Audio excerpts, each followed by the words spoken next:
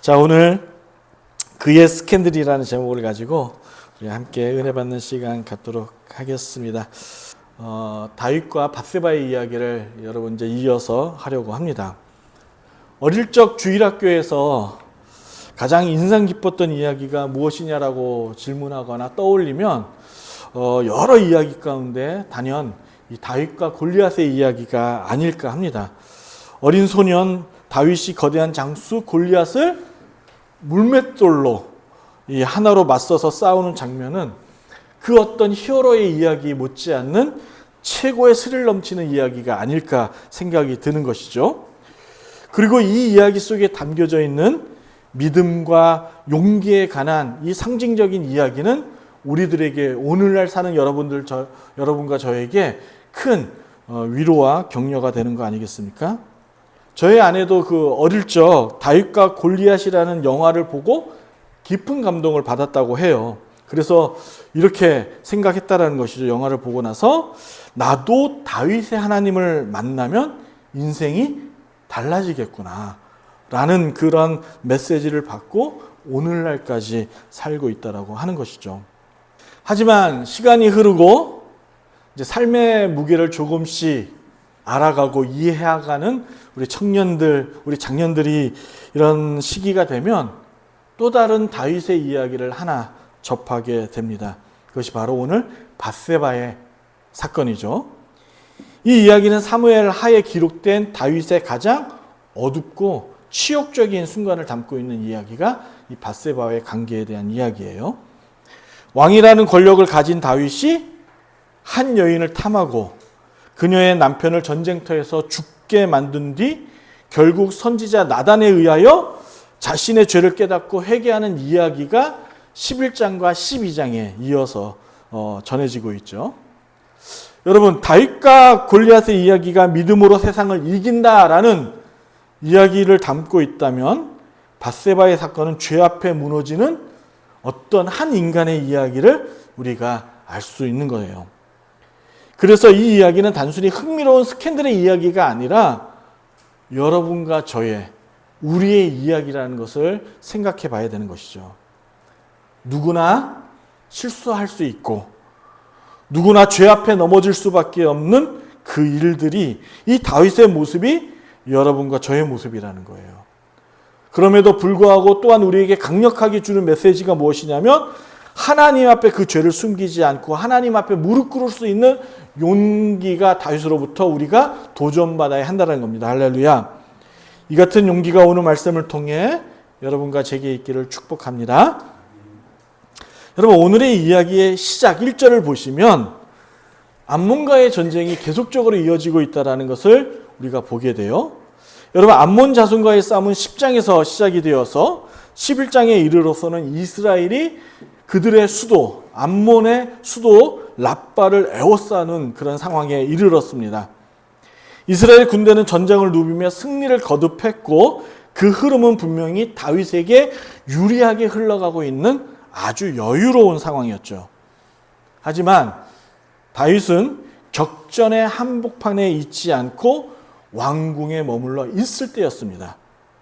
전쟁의 소음이 멀리서 희미하게 들려왔고 궁궐의 정원에서 평화로운 바람이 불어왔을 때 그의 자리는 안전했고 그의 눈은 전쟁을 바라보고 있지 않았을 때였죠.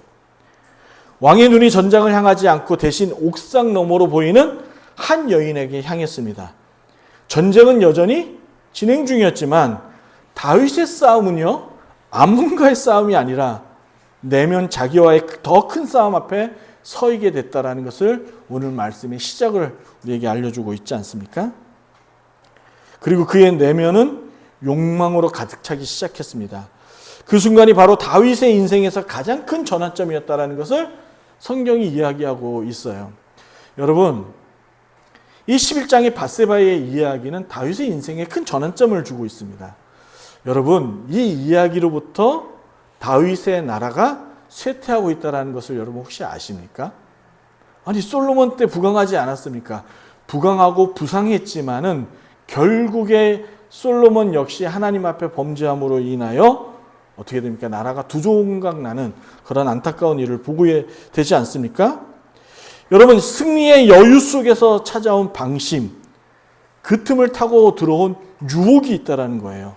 그 유혹이 바로 다윗과 밧세바의 스캔들이라는 것이죠. 이야기는 그렇게 시작됩니다. 여러분, 다윗의 일생을 우리가 생각해 보면 가장 그에게 찬란한 순간은 단연 통일 이스라엘의 왕이 되었을 때죠. 모든 것을 다 이뤄냈을 때예요. 그리고 많은 사람들이 그렇게 말할 것입니다. 유다와 이스라엘을 하나로 묶고 예루살렘을 수도로 옮기고, 그리고 그 모든 역사적으로나 정치적으로 안정되는 그 순간이 바로 다윗의 위대한 순간이었다고. 그러면서 다윗을 보면서 환호했을 것입니다.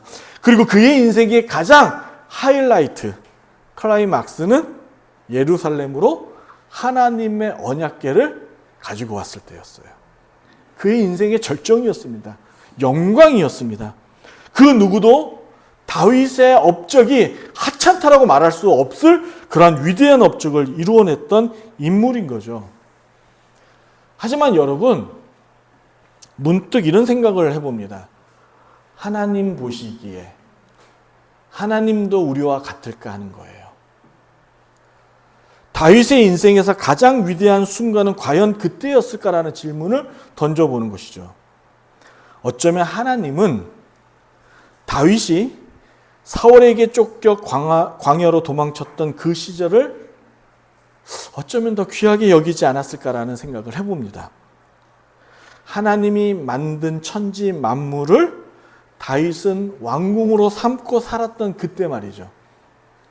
궁정도 없고 군대도 없고 의지할 사람도 없던 그때, 오롯이 하나님만 바라보던 그때 말이에요. 에겐디의 동굴에서, 에겐디의 동굴이 어떤 일이 있었어요? 사울 왕을 죽일 수 있는 기회 얘기죠. 압둘람 굴은 뭐예요? 압살롬 자신의 아들로 인하여 도망쳐서 숨어 있을 때 그의 눈물은 기도로 가득 찼고 찬양으로 밤을 지새웠던 그 고난의 순간 속에서 하나님은 다윗과 가장 친밀한 관계를 이루고 있지 않았겠습니까? 가장 진실했죠. 그래서 인간의 눈에 바라봤을 때에 그러한 위대한 업적을 남겼을 때가 다윗의 가장 찬란한 인생이었다라고 말할 수 있겠지만, 과연 하나님 보시기에도 그때가 가장 위대하고 업적을 마냥 남긴 그때가 영광스러운 시기였을까라고 볼 수 있는가 하는 거예요. 그러나 왕이 된 다윗은 때로 교만했다는 것을 우리가 말씀을 통해서 봅니다. 그리고 많은 실수를 합니다. 밧세바 사건은 그가 권력을 정점에 이르렀을 때 얼마나 쉽게 무너질 수 있는 인간인가라는 것을 보여주는 거죠. 다윗이 어떤 인물이라고요? 하나님 앞에 합당한 인물이었습니다. 하나님의 뜻을 누구보다도 잘 이해하고 그 일을 끊임없이 수행했던 인물이 그의 권력이 정점을 이뤘을 때 그 역시 죄인이었고 그 유혹 앞에 쉽게 무너지는 다윗을 보게 되는 것이죠. 그러나 여러분, 광야에서의 다윗은 달랐다는 것을 기억합니다. 그는 하나님만을 의지했고 하나님의 뜻을 묻는 그 일에 늘 멈추지 않고 기도했던 것을 우리가 알 수 있잖아요. 그래서 겸손해질 수밖에 없는 것이죠. 사람들은 왕자에 앉은 다윗을 위대하다고 말할 수 있겠지만 하나님은 광야에서 무릎 꿇은 다윗을 더 많이 사랑하지 않았을까라는 질문을 생각해 보는 거예요. 여러분, 우리 인생도 그렇습니다. 세상이 보기에 성공과 성취가 빛나는 그 순간이 전부인 것처럼 보이지만 하나님은 우리가 아무것도 없을 때 그분만을 바라보는 그 순간을 가장 귀하게 여기시고 그때야 비로소 세상을 바꿀 수 있는 비전을 주신다는 것을 여러분과 제가 잘 알잖아요. 사랑하는 여러분, 다윗의 악행을 지금 11장에서 우리에게 보여주고 있습니다. 하나님의 은혜는 자신을 위한 수단이 아닌 겁니다. 그 주신 권력은 죄의 수단으로 바뀌어서는 안 되는 거예요. 그런데 오늘 11장에서 보여준 다윗의 행태는 하나님께서 주신 그 권력을 은혜의 수단으로 사용하지 않고 자신의 죄의 수단으로 사용했다는 것을 보게 되는 것이죠.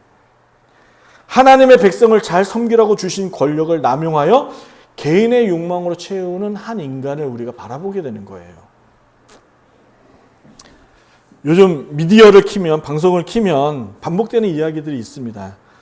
국민을 위해 쓰여질 권력이 어느새 개인의 안녕과 영원한 소유의 수단으로 사용되어서 변질되어 버린 이야기들이 뉴스 헤드라인을 가득 채우고 있죠. 여러분, 이 얘기가 뭐냐면, 세상이 보여주는 이야기가 뭐냐면 권력은 사람을 시험한다라는 거예요. 때로는 무너뜨리기에 너무도 쉬운 수단이라는 것이죠.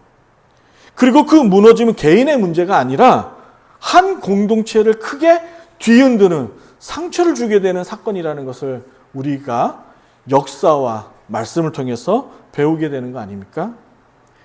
그러므로 그 속에 흐르는 여러분과 저희의 이야기가 놀라울 정도로 오늘 다윗의 이야기와 닮아있다는 것을 역사가 증명하는 거예요. 권력을 쥔 자들이 그것을 내려놓지 않으려고 애쓰는 그 모습들이 여러분, 결국 그의 인생의 끝자락이 추함과 비극으로 인생을 마무리하게 된다는 것을 배워야 한다는 것이죠. 그래서 여러분, 권력을 갖지 말라는 이야기가 아니에요. 권력이 주는 그 위험성과 앞서 말씀드린 것처럼 권력이라는 것은 계속적인 인생의 시험대가 된다는 것을 명심하라는 것이죠. 여러분, 다윗은 하나님이 세우신 왕이죠. 처음엔 그래서 그의 권력을 두려워했습니다. 하지만 밧세바 사건에서 우리는 권력이 어떻게 사람을 유혹하고 그 유혹이 어떻게 죄로 이어지는가를 보게 되는 것이죠. 한때는 한국 사회에서 목회자라는 이름만으로도 존경심을 받을 때가 있었습니다. 한 지역의 교회 목사는요, 유지와 같았어요. 뭐가 많이 있어서가 아니라, 권력이 있어서가 아니라 그만큼 영향력이 있었다라는 것이죠. 여러분, 목회자는 단순히 말씀을 전하는 사람으로 끝나는 것이 아니라 기도하며 공동체를 섬기는 사람들로 여겨왔어요. 그래서 옛날에 저희 선배님들은, 저는 그걸 배우지 않았지만 저희 총신에 그 오후 그 선택 과목 가운데 옛날에 사람이 죽으면 염을 할 줄 아는 수업이 있었대요.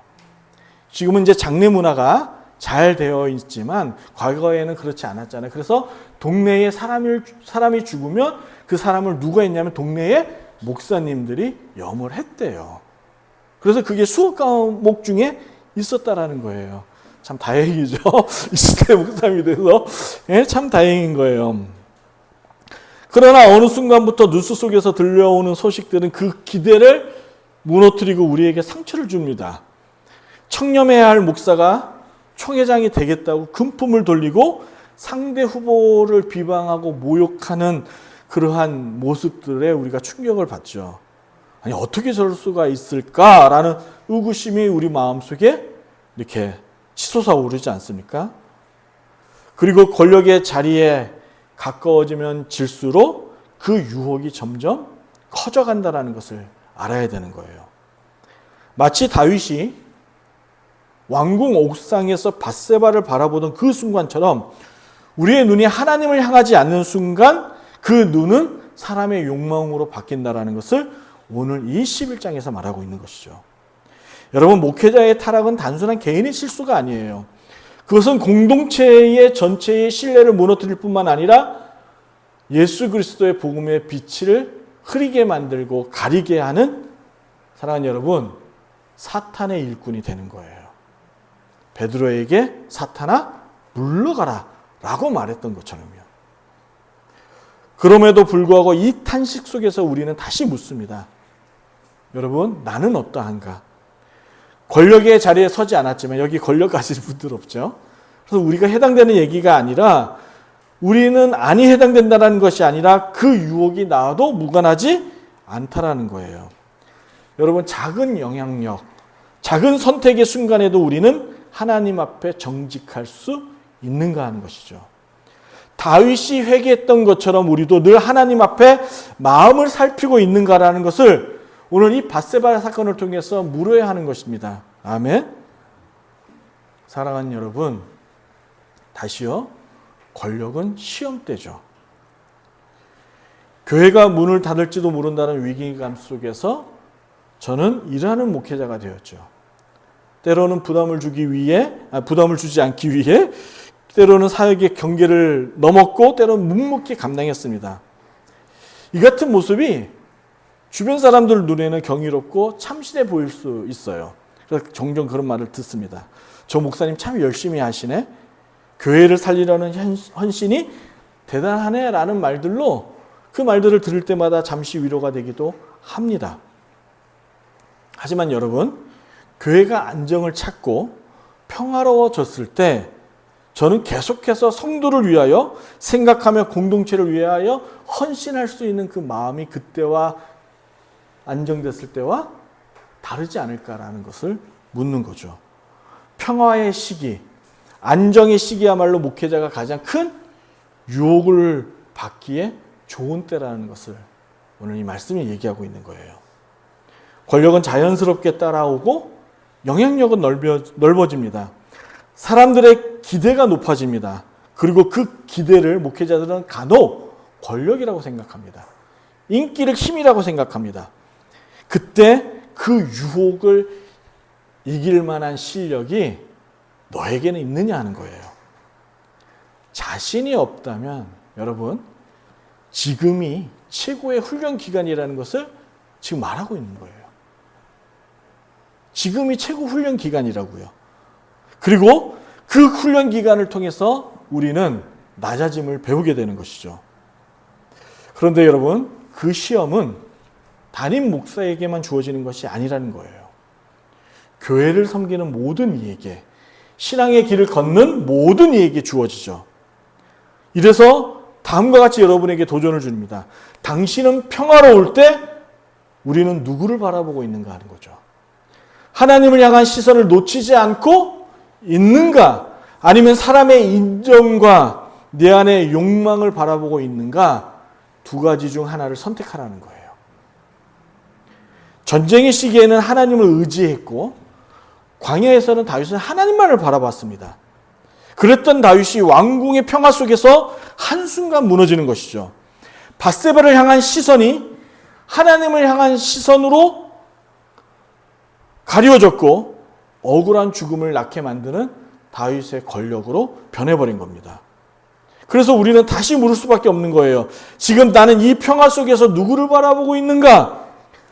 담임 목사의 삶이 안정되었다고 해서 영적 긴장감이 풀어지는 것은 아닌가라는 거예요. 그러므로 시험은 언제나 우리 곁에 있죠. 그리고 그 시험 앞에서 우리는 반드시 하나님을 바라보아야 할 줄로 믿습니다. 사랑하는 여러분, 햇사람 우리야, 밧세바의 남편 우리야, 다윗의 충신 우리야. 여러분, 우리야는 정말 착한 사람이자 정직한 사람이었습니다. 또한 권력을 쥔 그 당시에 중간 간부로서 그 누구보다도 국가와 부하들을 사랑한 사람이 우리야였습니다. 다윗은 자기의 잘못을 감추기 위해 전쟁터에 있어야 할 우리야를 왕궁으로 불러들입니다. 그리고 그를 위한 잔치를 베풀지만 실은 완전 범죄를 꾸미기 위한 계략이었죠. 그를 왕궁으로 불러낸 이유가 거기에 있는 겁니다. 그러나 우리야는 집으로 내려가지 않고 왕궁 문에서 대기하고 있는 주의 모든 부하들과 더불어 밖에서 야영을 합니다. 여러분 성경책 9절을 한번 볼까요? 9절을 여러분의 목소리로 읽습니다. 시작.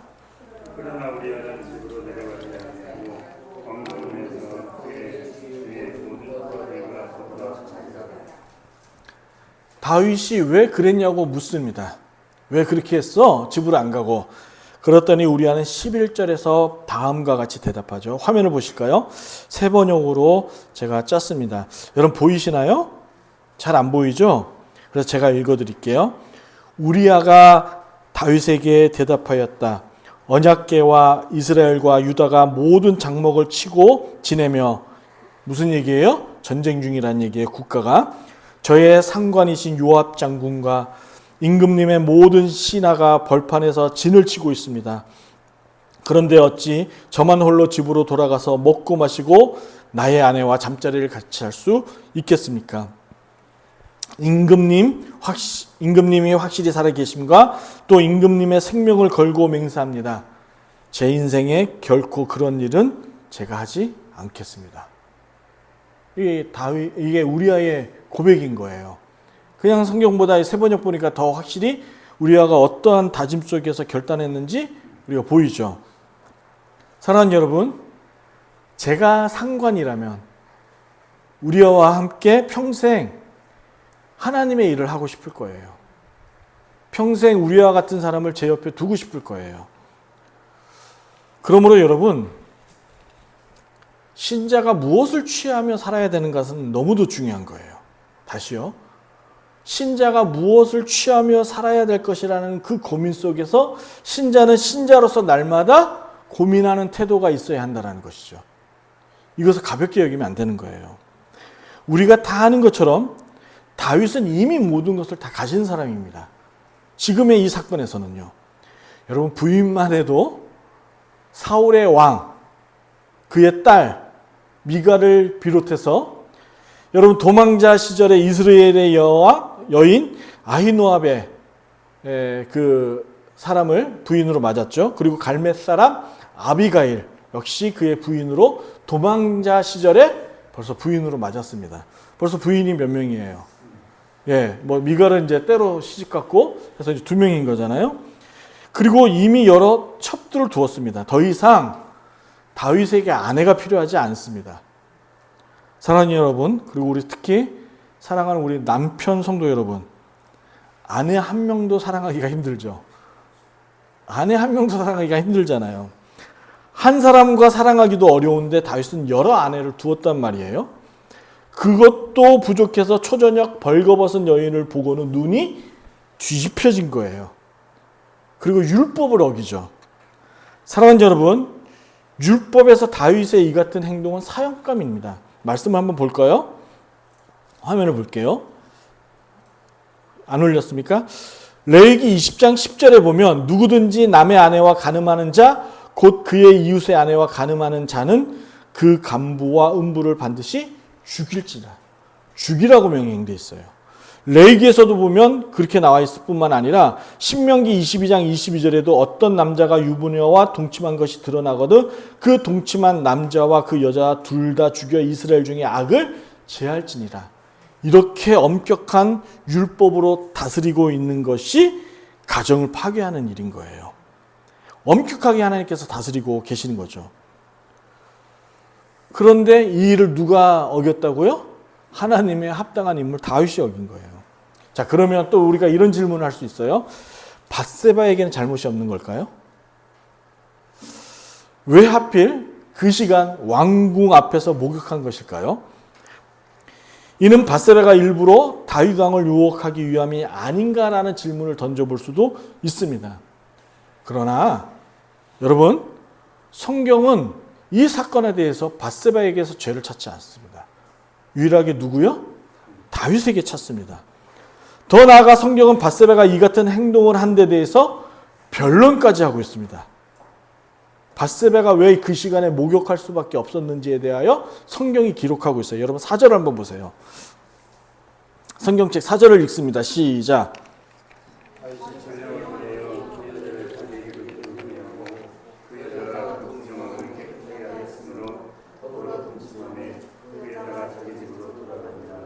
여기서 밑줄 칩니다. 그 부정함을 깨끗하게 하였다. 라는 말은 원어로 보면 여성의 생리기간을 뜻합니다. 예. 그러니까 밧세바는 생리로 인한 불편을 해소하기 위해 씻은 거죠. 그렇죠? 따라서 우리는 두 가지를 추론해 볼 수가 있습니다. 이제 제 상식으로는 맞는지 모르겠는데 여성의 생리기간에는 임신이 안 되는 걸로 이해하는데 맞습니까? 그렇죠? 그렇다면 다윗의 탐욕은 시간이 흘러도 멈추지 않았다는 것을 성경이 지금 우리 간접적으로 보여주고 있는 거예요. 그렇죠? 볼 수 있어요. 아니 나왔는데 우연히 볼 수 있어서 음흉한 마음을 품을 수 있죠. 그런데 그 순간이 끊이지 아니하고 계속적으로 더 풍성 효과처럼 커져갔다라는 거예요. 여러분, 이 말은 뭐냐면 두 가지를 추론할 수 있는데, 하나는 밧세바의 생리 기간이 끝날 때까지 기다리고 있다가 품을 수 있었던 것과, 왜냐하면 율법으로 생리 기간에 부부 관계를 할 수 없으니까. 그렇죠? 율법에 의하여. 여러분 모르세요? 그렇대요. 성경에 그렇게 나와 있습니다. 그리고 그러니까 기다렸다가 관계를 맺은 거죠. 그리고 또 한 가지 추론해 볼 수 있는 것이 뭐냐면, 성경에 나오지는 않았지만 밧세바를 자주 불러냈다라는 것을 우리가 추론해 볼 수가 있는 거죠. 그러니까 이 사건이 단 한 번의 사건으로 끝난 것이 아니라는 것을 우리가 이해할 수가 있는 겁니다. 그러면서 여러분, 이 말씀이 우리에게 다시금 과거에 사무엘 선지자의 말씀을 떠오르게 합니다. 이 사건이 사무엘의 엄중한 경고를 우리에게 떠올리게 합니다. 여러분 성경책을 핍니다. 사무엘상 8장입니다. 앞으로 돌아갑니다. 사무엘상 8장 18절까지, 11절부터 18절까지 우리 다 같이 한번 읽어볼게요. 이것은 어떤 내용이냐면, 사무엘 선지자가 이스라엘 백성들이 왕을 요구했을 때 너희들에게 왕이 생기면 이러한 일들이 있을 것이다 라고 경고했던 거예요. 여러분 우리가 다 같이 한 목소리로 차근차근 읽어봅니다. 시작. 이르되 너희를 다스릴 왕의 제도는 이러하니라. 그의 병거와 말을 어거하게 하리니 그들이 그 병거 앞에서 달릴 것이며, 그가 또 너희의 아들들을 천부장과 50부장을 삼을 것이며, 자기 밭을 갈게 하고 자기 추수를 하게 할 것이며, 자기 무기와 병거의 장비도 만들게 할 것이며, 그가 또 너희의 딸들을 데려다가 향료 만드는 자와 요리하는 자와 떡 굽는 자로 삼을 것이며, 그가 또 너희로 밭과 포도원과 감난원에서 제일 좋은 것을 가져다가 자기의 신하들에게 줄 것이며, 그가 또 너희의 곡식과 포도원 소산의 11조를 거두어 자기의 관리와 신하에게 줄 것이며, 그가 또 너희의 노비와 가장 아름다운 소년과 나귀들을 끌어다가 자기 일을 시킬 것이며, 너희의 양떼의 10분의 1을 거두어 가리니 너희가 그의 종이 될 것이라. 그날에 너희는 너희가 택한 왕으로 말미암아 부르짖되 그날에 여호와께서 너희에게 응답하지 아니하시리라 하니. 이스라엘 백성들은요, 영원한 천지를 지으신 하나님 그 한 분의 왕으로서 충분한 겁니다. 더 이상 세상 왕처럼 다른 왕을 취할 이유와 명분이 없었던 거죠. 세상처럼 너희 머리 위에 왕을 취하게 되면 사무엘 선지자는 이 같은 불편함이 있을 것이라고 경고했죠. 이건 뭐예요? 권력이 가지는 부작용에 대해서 사무엘 선지자가 경고했던 거예요. 그러나 우리가 보는 것처럼 결국 우려가 현실로 나타난 것이죠. 그러므로 이 말씀을 통해서 우리에게 도전되는 것이 뭐냐면, 신자가 취할 것과 취하지 말 것을 구분할 줄 알아야 되는 거예요. 왕이신 하나님이 계심에도 불구하고 그 위대한 왕을 보지 못하고 세상처럼 불완전한 왕을 요구한 결과로서 다윗의 추악함을 지금 보여주는 거죠. 그 비극을 우리가 보는 거예요. 그래서 권력은 단순한 힘이 아닌 거예요. 그것은 수많은 사람들의 삶을 좌우할 수 있는 무게가 엄중하게 있는 그러한 것이죠. 그 무게를 감당하는 자는 그만큼 책임과 절제가 필요하다라는 거예요. 권력이 잘못 사용될 때 그 파장은 단순히 개인의 실수로 끝나지 않고 공동체가 흔들리고 정의가 무너지고 신뢰가 사라진다는 거예요. 오늘날 현실 속에서 보게 되는 것이죠. 그래서 왕은 끊임없이 취할 것과 취하지 말아야 될 것을 고민하면서 살아야 되는 거예요. 그리스도인은 하나님 앞에 취할 수 있는 것과 취하지 말아야 될 것을 늘 말씀을 통해 구분하며 살아야 될 용기와 실력이 요구되는 것이죠. 지금 내가 취하는 결정이 누구를 위한 것인지, 이 취함이 나를 위한 도구가 되어버리는 것은 아닌지, 사랑하는 여러분, 여러분과 저는 뒤돌아봐야 되는 거예요. 돌아볼 수 있는 실력이 필요한 거예요. 오늘날의 현실이 이 진리를 적나라하게 지금 보여주지 않습니까? 권력을 가진 자가 취해야 할 것과 취하지 말아야 될 것을 구분하지 못함으로 얻게 된 결과가 사회의 혼란이고 백성들의 어려움이라는 거예요. 집안의 가장이 내가 맡아서 해야 될 일과 하지 말아야 될 것들을 구분하지 못함으로 오는 가정의 파장이 크다라는 거예요. 가족들에게 어려움이 있다라는 거예요. 담임 목사가 얻어야 될 것과 얻지 말아야 될 것을 구분하지 못하는 순간 담임 목사가 함께하는 성도들이 괴로움을 가지게 된다는 것이죠. 처음엔 선한 뜻으로 시작했지만 시간이 흐르면 그 권력은 점점 자기를 잡아먹는 취함으로 바뀌게 되는 거예요. 그리고 그 중심이 하나님이 아닌 인간이 될 때 그 공동체가 무너진다는 것을 우리가 보게 되는 것이죠.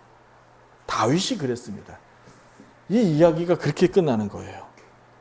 그 한 번의 잘못된 선택이 그의 가정과 그 나라에 깊은 상처를 남기게 된 거예요.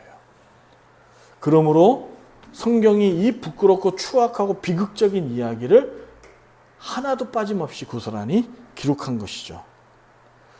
그러므로 여러분, 저를 보세요. 크든 작든 우리가 쥐고 있는 그것이 영향력이 있을 수 있다는 거예요. 여러분의 말과 여러분의 행동과 여러분의 생각이 주변에 영향을 미치는 거예요. 그리고 그 여러분이 가지고 있는 그 생각과 여러분의 말이 결국에 여러분이 무엇을 취해야 될 것과 취하지 말아야 될 것들을 판가름하는 실력이 되는 것이죠. 그러면 계속적으로 말씀드린 것처럼 여러분의 생각과 여러분의 말과 행동이 하나님의 말씀으로 가득 차야 되는 줄로 믿습니다.